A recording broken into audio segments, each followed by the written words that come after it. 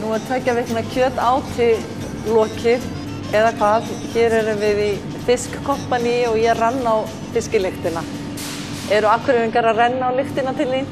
Já, það er alveg klart mál að eftir öll hátíðarhöldin og kjötátið og reykta kjötið sem þú minnist á og allt saltið, þá það var bara biðröð á hurðinni hjá okkur og strax 2. janúar þá beið fólk eftir að komast í ferskan og góðan fisk.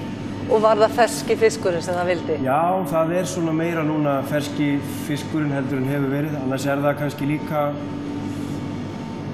spurning hvenær vikunnar það er, hvernig fólk hugsar það. Það er kannski einfaldara og léttara, ferskara svona fyrirpart vikunnar og svo fer fólk yfir í tilbúna rétti og fisksteikur og annað svona þegar líða nær helginni. Hvaðan færðu hráefnið?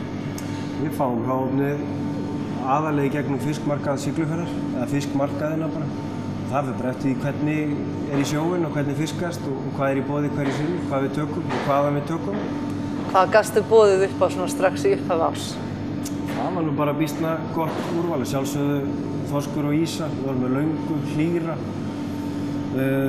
lúðu áttum við til og meira sem skötusel sem að...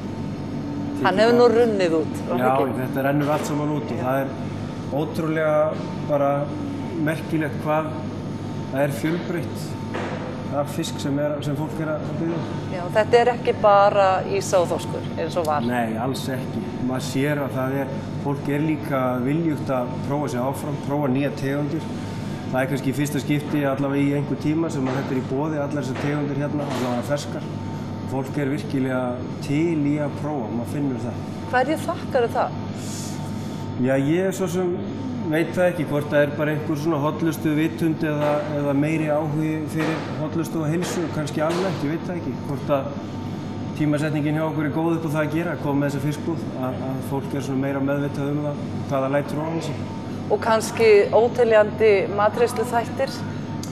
Eða? Já, óteljandi matreiðsluþættir og Facebook-síður og annað sem er að gefa fólki góð ráð varðandi heilsu, hráefni, matreiðslu og hvað er gott fyrir okkur að gera. Er meira fullorðið fólk, eldra fólk sem að verslar hjá þér, eða er þetta á öllum aldri? Já, þetta er klárlega á öllum aldri, bara jafnt, bara breiður hópur, alveg frá ungu fjölskyldufólki sem er að stíga sín fyrstu skref og upp í eldri bæjarbúa, segja. Já. Nú sé ég að þú til dæmis með 2 ef ekki 3 gerðir af plokkfisk. Ég hafði ekki hugmyndaflug nema í þennan eina gamla. Nei, við erum með nokkra gerðir af plokkfisk og svona svo að fólk sé nú ekki bara alltaf að smakka það sama. Þá erum við með svona smá tilbreytni, fjölbreytni og tilbreytningu í þessu. Við erum með þennan venjulega bara pipar plokkfisk og karrí plokkfisk líka. Svo meira sér í gær vorum við með reykta ýsu út í einum fiskréttinum. Og hvernig smakkast það? Já. Seldist það? Það seldist þau. Já. Svo kemur í ljós hvað fólkinu finnst. Spyr ég það næst þegar það kemur. En þú ert líka með lax og silung og það færðu nú varla af fiskmörkuðunum eða hvað? Nei, það er bara eldislax og eldisilungur sem við erum með og hluti á hann kemur hérna í Eyjafirði og annað er mikið austan. Áttu í lokin einhverja uppáhaldsuppskrift sem þú ert með í borðinu sem þú vilt mæla með svona sem rétt dagsins? Já, ég myndi mæla með klárlega löngunni sem er svona ítölsk uppskrift með svona tómat-kryddblöndu og ólífum og tómatum og fetaosti og ég myndi mæla með því í dag fyrir þig. Og hvernig á ég elda?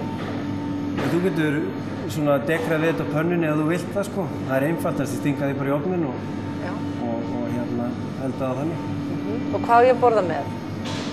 Já, hrísgrjón, hvítlauksbrauð og hvítlauksósu kannski á kantinn. Það væri tilvalið. Já, þú hittir þetta alveg í mark með þetta. Eitthvað ítalskt, það passar mjög vel. Já, ég grunaði það. Það segir bara gleðilegt ár og fyrir þetta gangið vel. Takk, svo leiðis.